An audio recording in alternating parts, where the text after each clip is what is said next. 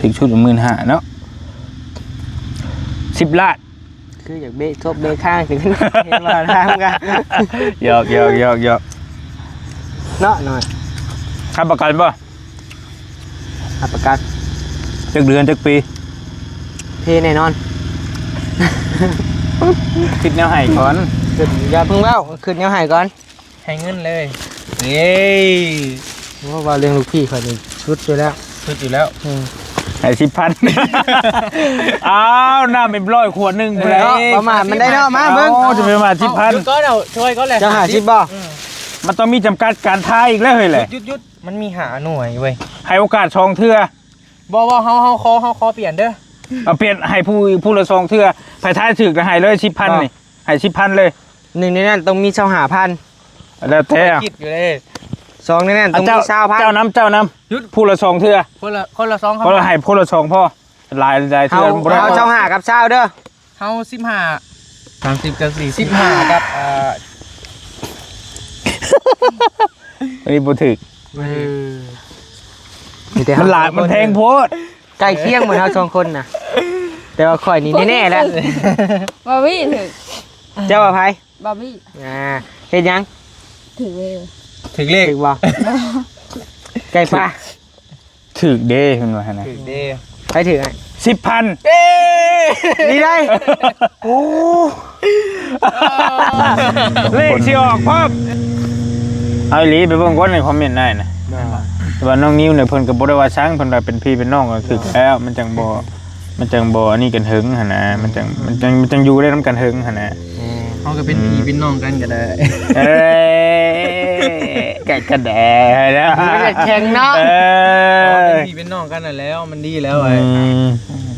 หยอกหยังกันลองเบิ่งเนาะลองเบิ่ง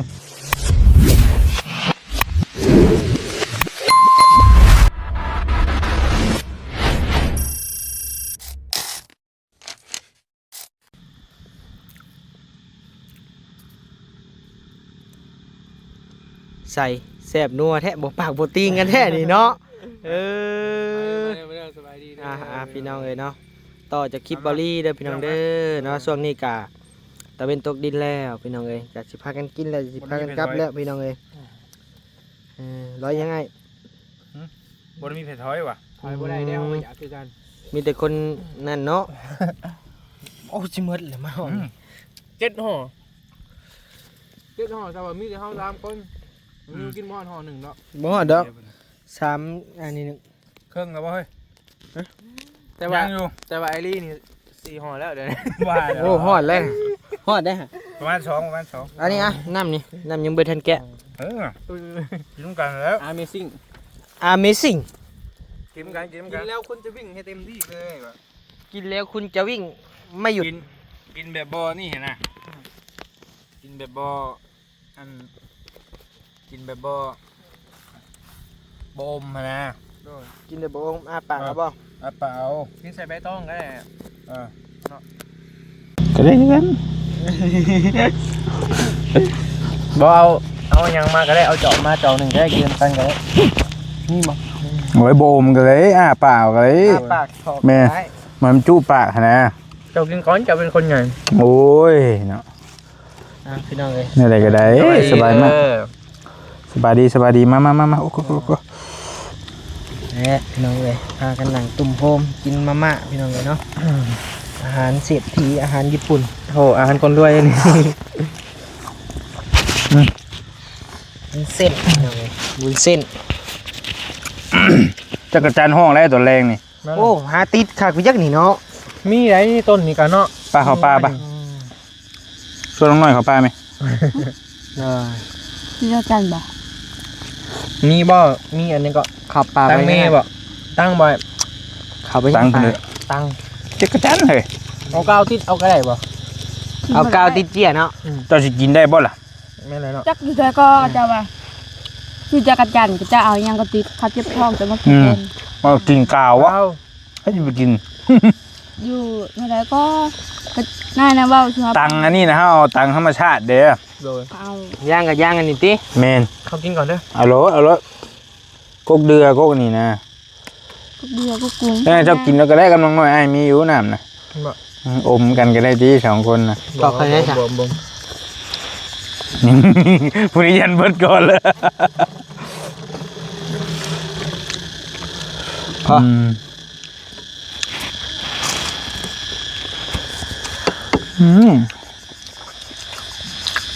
อยู่สูงอันนี้นะ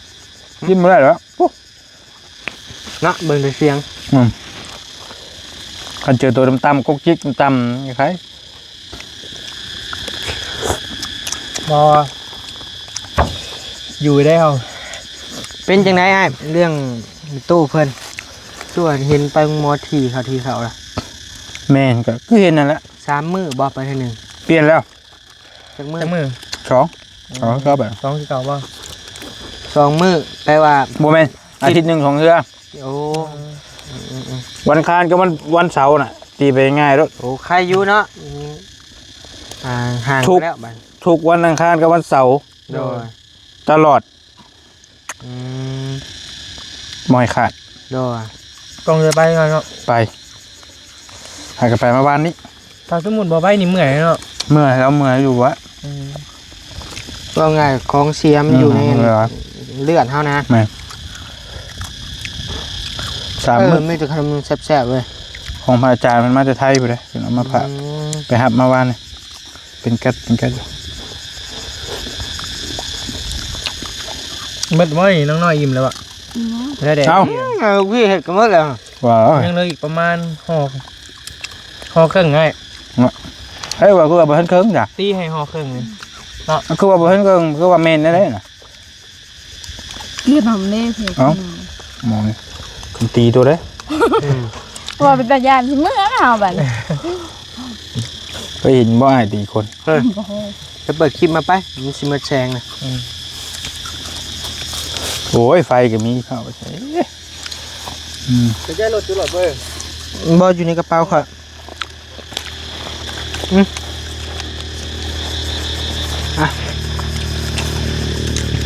มานำกันเจ้าใหม่ติ ดอยพ่ออยู่เฮือนพ่อสร้างพ่อกันอยู่เฮือนพ่อสร้าง อ้าวรถผู้นี้อยู่พุทธ แม่น อืมประหยัดน้ำมันไปได้โต แม่นขี่มาคันเดียวบัด นี่ว่าตั้งมานำกันจะพูดนะ โดยประหยัดน้ำมันแน่เลยกับและอีพ่อแน่แล้ว โอเค โดย ไม่ได้เรื่องเครื่องเสียงเจ้าไปได้ดีอยู่ป่ะ การเริ่มเงียบแล้ว เพราะว่ามันจ่อเลยเด้จ่อกับสงกรานต์ คำเราว่างว่าสิเมื่อแวะเบิ่งอยู่ว่าสิเมื่อถ่ายลงเพจลงอย่างบ่ลงหยังให้พี่น้องได้หูได้เห็นหั้นนะให้มันเปิดโลกกว้าง โดยแต่ว่า เดี๋ยวถ่ายเครื่องเข่าจังถ่ายก็ได้ อันบ่มีบ่ตัวเฮ็ดไว้นำเพื่อน มีหน่วยเดียวหนึ่งมื้อน่ะเห็นว่า3หน่วยกับบ่ยาวถ่ายกะส่งเข้าเบิดละ เอาส่งเข้าไปเบิดแล้ว นะ เดี๋ยวมื้อลองนำเบสมันสิแน่นซำใด โดยบ่อยากได้ไปบ่บุญบ้าน มันก็ทางเบิ่งก่อน บุญนุ่นนี่เด้อ เท่าไรก็ถึกชุดเท่าไรก็ 15,000มีอยู่หน่วย15,000อยู่เฮือนน่ะ ถึกชุด15,000เนาะ10 ล้าน คืออยากเบะทบเบะข้างถึงเห็นว่าทางกัน หยอก เนาะหน่อย ค่าประกันบ่ อัปประกัน จักเดือนจักปี เพแน่นอน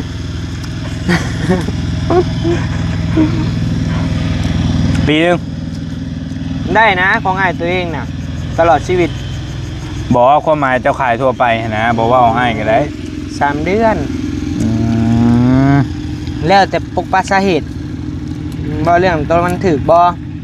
ต้นแพงบ่หั่นแหละ มีหลายเกรดหลายขนาด คือแบบราคาปกตินี่ก็ถ้ามาหาประกันบ่ก็สิบ่ได้เต็มปากหั้นนะอันนี้มันเพละ10ชอมหายอ่ะนะ อืมถามว่าเรื่องเครื่องเสียงนี่บอลี่นี่บอกกับบ่ปันใด โดย แต่ถามว่าฟังบ่อยู่กับพังอยู่รถเครื่องเสียงมันรถนั่นแหละ โดย แต่ว่าตะกี้มักเลยน้ำหักตะกี้มักดีไปมอเตอร์โชว์เขาเจ้าแต่งน้ำรถยนต์หั่นน่ะ โดย เพราะคนมักเลยเขาแต่งเต็ม ใจเลยสิ เต็มกระบะนี่นะแล้วก็ โดย มักมันเน่นนั่นเน่น บึ้มๆ เอา บ่ ไปเบิ่งแม่นก็ไม่เจียงรุ่นอยู่ไทยตะกี้ อืม เฮ็ดงานอยู่ไทยมาลดมาถุงนึงค่ะ เจ้าลองไปพังของเฮาเด้อ อันนั้นแหละยังบ่ทันได้ฟังจักเทื่อกันยังว่าเดี๋ยวลองเบิ่งอยู่แต่ว่ามันเน้นอยู่แล้วรถมันเข้ามามันเป็นเครื่องเสียงรถแม่นบ่ แม่น อันนี้ผู้นี้สิคืออยู่นี่ แอลคิดบ่ มักคนสิมักปาร์ตี้หั่นนะ มา ผู้นี้ มา นะ เต้น แอลคิด คนมักม่วนนะคันสิเว้า ดึงๆไป เรื่องงู ฮะ เรื่องงู แล้วเบิ่งก็ฮู้เห็นในคลิปโทรศัพท์อยู่ แอบส่องสตอรี่กันนะติไปเฮ็ดได้อยู่โทรศัพท์พุ่นน่ะ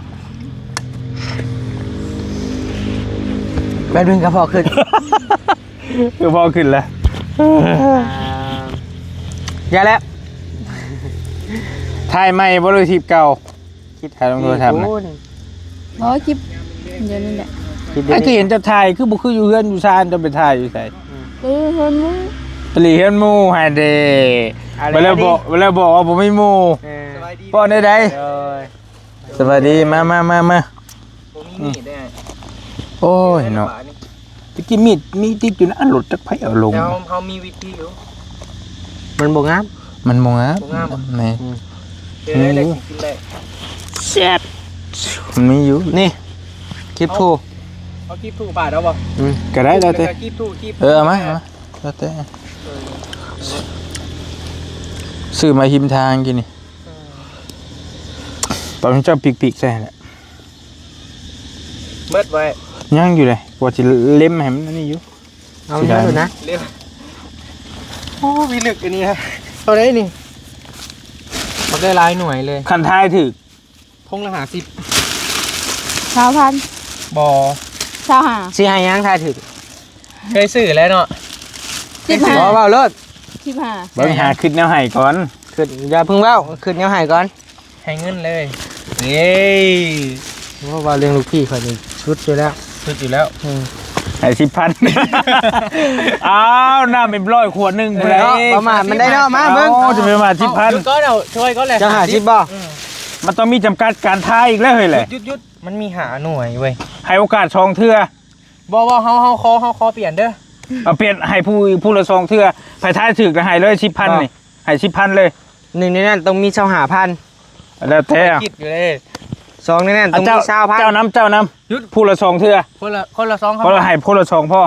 หลายเทื่ เฮา อบ่ได้ เฮา25กับ20เด้อ เฮา15กับ10โอเค 15กับ10 โดย ผู้นี้25 25กับ20 กับ20 30 กับคิดดี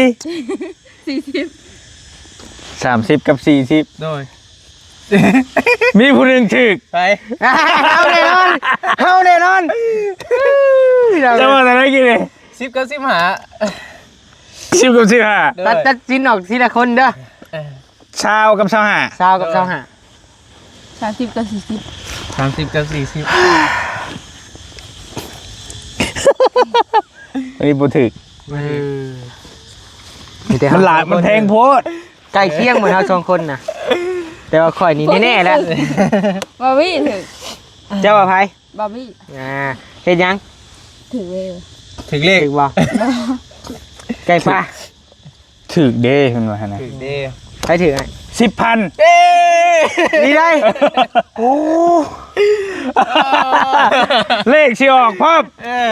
ยุด ระบบพอแห้งเลยเนาะ 10,000เลขงามเลย 4843 มาบัดนี้น้ำหนัก 3843 โอ้บ่มีซิงเนาะ มันถึกมากเท่าไดบาท โอ้คุ้มได้ หมากปลายมันแต่มันจะสิแซ่บบ่แซ่บ หมากละ 2,500 หมากละ 2,000 2,500 หาหมาก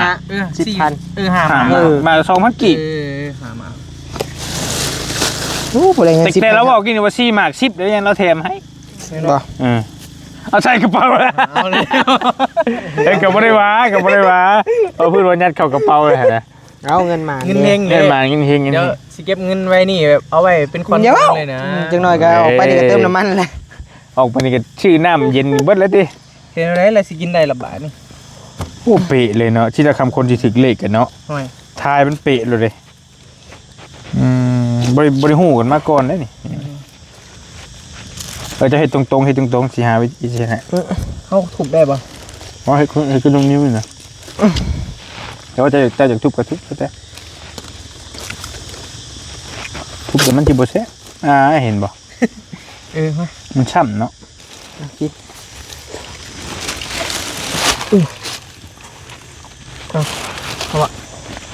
โอ้ย กาลาเต้ เอาไหม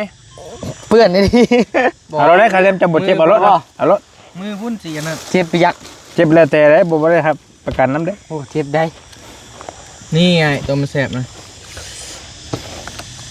ไม่ชิคูกับเปื้อนไม่ได้บาดนี่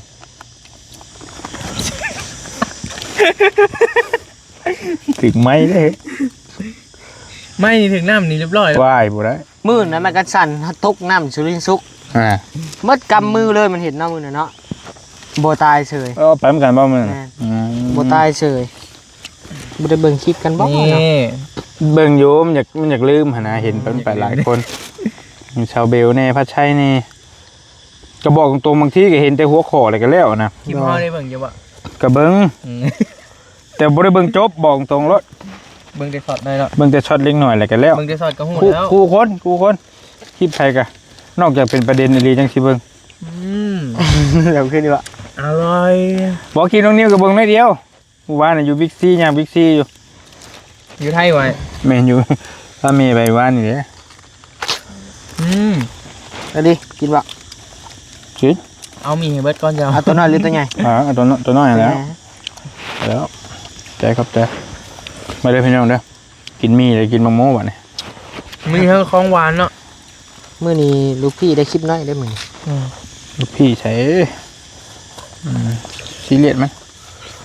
เวลาจังจม สิ้นเดือนวะ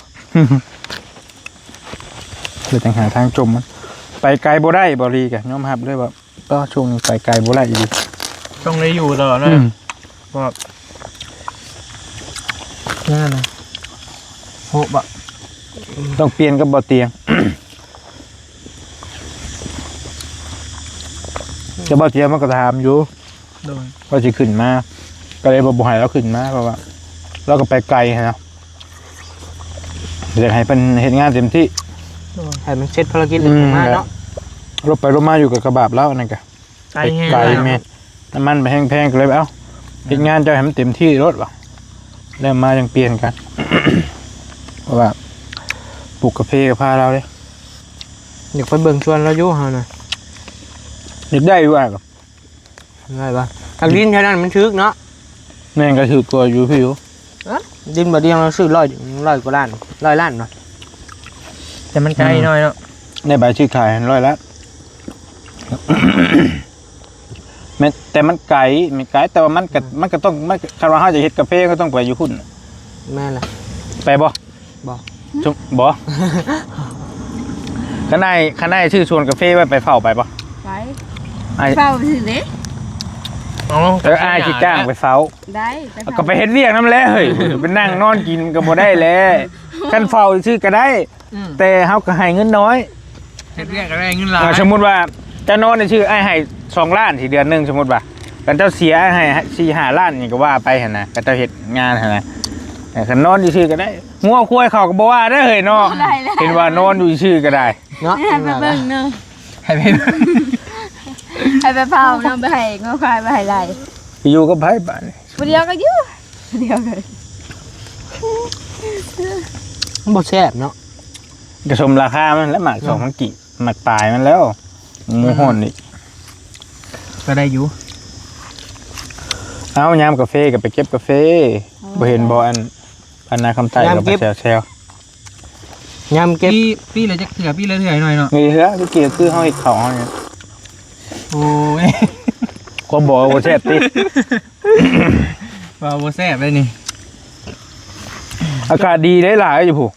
เย็นเลยหน่อย โอ้เย็น บ่ฮ้อนคือบ้านเฮา แม่นเด่นอยู่เย็น โอ้รู้สึกว่าอยู่กับบอลลี่นี่ ม่ ก วน ระเพาะเริ่มลงพี่น้องเอ้ย เอ้า มันได้กินตลอดนะ แนวว่าใช่ แล้วมันกินได้เลย แนวนั้นบ่ อยู่น้ำอยู่เฮือนน่ะจ้างเราจะกิน ต้องได้ไปน้ำเล่าตลอดแล้ว บ่ได้ตุ้ยได้ ไปก็อย่า แล้วโห โอ้ยในระยะนี้ให้มันเศร้าเด้ ไปก็ไป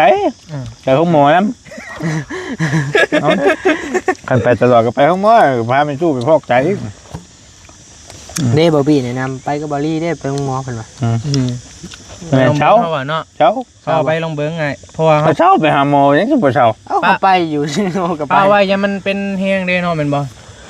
เจ้ากินยาอยู่บ่ล่ะ กิน โรคกระเพาะหั่นมันบ่เช้าขาดถ้าเจ้าบ่ ใส่ใจ ง นี่ ดอาหารบ่ได้แม่ เฮาหมดแด้ ก็เป็นอยู่หั่นแหละ คือแบบกินนี่กับพิษได้นี่ พิษนะ พิษมีนี่ก็พิษกินหวานอะไรก็พิษหวานอะไรก็พิษแม่น ต้องจืดๆน่ะ แม่นกิน กินพักกิน แกงจืดแกงเนียงไปแล้วแม่นต้ม บาง จื เทื่อ ด เขาเว้าว่าย่ำเป็นมะเร็งลำไส้ก็ย่านอยู่ได้ แม่นมันก็มีคนเป็นกับบูดแต่ว่ากันเจ้าคลำแต่เจ้ายังบ่ทันฮอดดอก มันบ่ได้เจ็บเนาะ ถ้าก็เป็นตี แต่ว่าอย่าประมาทมันก็เริ่มจากนี่แหละเป็นไปบอลลี่ก็เป็นเวลาบัดมันขึ้น แต่มันยังบ่ทันนักนะกินอาหารที่มันย่อยง่ายตามหลักการเพิ่นน่ะกินผักกินหญ้าฮะนี่แหละ แต่ส่วนหลายคนทำมันสิเบ็ดใส่เนื้อใส่ซีนเด้เนี่ยมันย่อยยากๆนะเห็นบ่คนคาโบราณเพิ่นเว้าตะกี้เพิ่นก็อยู่กับป่ากับดอยมันกินผักกินหญ้ากินเผือกกินมันไปหั่นนะอายุอายุ ยืนบัดนี้ อายุยืนคนปัจจุบันนี่มันของ แปรรูปเนาะ ของแปรรูปลายของ ของสำเร็จรูปหน่อยเนาะ น้ำโคกน้ำเขียวน้ำหวาน นั่นแหละ ตะกี้สิมีไหมแต่ใช่ โอ้ย บ่มีเด้ตะกี้บ่มีกินแบบนี้แล้วนี่ แต่แบบนี้ปัจจุบันนี่ใช้ปุ๋ยฉีดยาเห็นบ่ ตายไว้ บักโมขมือนี่มันแบบว่ามีแต่เคมีรอบตัวเฮาอยู่หั่นน่ะ แต่เฮาก็หลีกเลี่ยงบ่ได้ หลีกเลี่ยงบ่ได้เลย กินพอประมาณกันงดได้ก็ได้ แต่ก็บ่อยากบอกไผบ่รีเรื่องกินนี่เพราะบ่รีกินหลายกันก็มัน ขอเองก็ แต่ กิน ก็แต่ก็ฮู้อยู่หลักการมันน่ะ แต่เฮา โหวัดดิ ฮู้จักเบัดฮู้จักเบัดว่ามันตัวใดดีบ่ดีนะบาง จะเบิ่งแซงให้ก่อน เรื่องบางเรื่องมันก็อดบ่ได้นะมันก็จำเป็นแม่นละว่าหน่อย จำเป็น บางเรื่องมันห้ามใจบ่อยู่มันก็ลุดลุยไปก็มีเนาะ ดอกหนึงก็ได้ โอ้ยหมอนี่กะให้ไปทมจะพูด เท่าจักนาทีเลยเฮ้ย ข้าวเลย กันนั่งล้มกันอยู่พาไปใช้บ่ ได้ไปใช้ทางใดต่อ ไปทางได้เป็นบัดนี้ค่ำเลย คำเลยติ ว่าสิไปหาน้องชายอยู่เฮือนอยู่บ่น้องชาย2คนนั่นก็ได้ อยู่สายผ่าน แต่บุญทวีนี่บ่แน่ มื้อนั้นก็ไปหาเพิ่นอยู่พอสร้างครับ มื้อนี้ก็ตั้งเป้ากับบ่าวี่สิแล่นไปพุ่นแหล้วมาเลยก็ ไปเฮ้ยเป็นหยัง โอ้ดึกแหละ ทันสิดึกสิได้ขี่รถไว้อยู่หั่นน่ะกำลัง6 โมง เพื่อเมื่อได้ไง มันบ่ไปใช่ดอกคืนอยู่หั่นแหละ มาอีกเลย บ่าวนี่ติ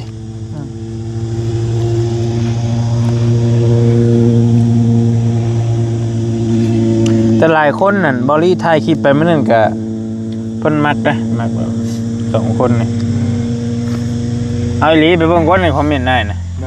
แต่ว่าน้องนิ้วเนี่ยเพิ่นก็บ่ได้ว่าช้างเพิ่นว่าเป็นพี่เป็นน้องก็คือแล้วมันจังบ่อันนี้กันหึงหั่นนะมันจังอยู่ได้นํกันหึงหั่นนะ เฮาก็เป็นพี่เป็นน้องกันก็ได้ เอ้ยกระแดนะ มันก็แข็งเนาะ เป็นพี่เป็นน้องกันน่ะแล้วมันดีแล้วไอ้ หยอกหยังกัน ลองเบิ่งเนาะลองเบิ่งบ่เห็นบ่ว่าตาเรามื้อน่ะ น้อยได้ เอ้าก็อยู่บ่ได้อยู่นํกัน เอาไปมาหยอกไปหยอกมาติ มันก็เริ่มต้นจากอันหมูบ่ตานะแม่นละว่าน้อยแล้วเรามื้อน่ะเราเป็นหมู่กันกับเมียเราน่ะทำบิดทำบ่น่ะมาแล้วหยอกกันไปกันมาบัดได้กันดลีกับเมียปัจจุบันนี้ โอ้เนื้อคู่แท้ๆได้นะ แม่น คบกันจักปีก็แล้ว11ปีบ่11ปีจึงได้แต่ง แม่น งาน แม่น บ่ 11 ปี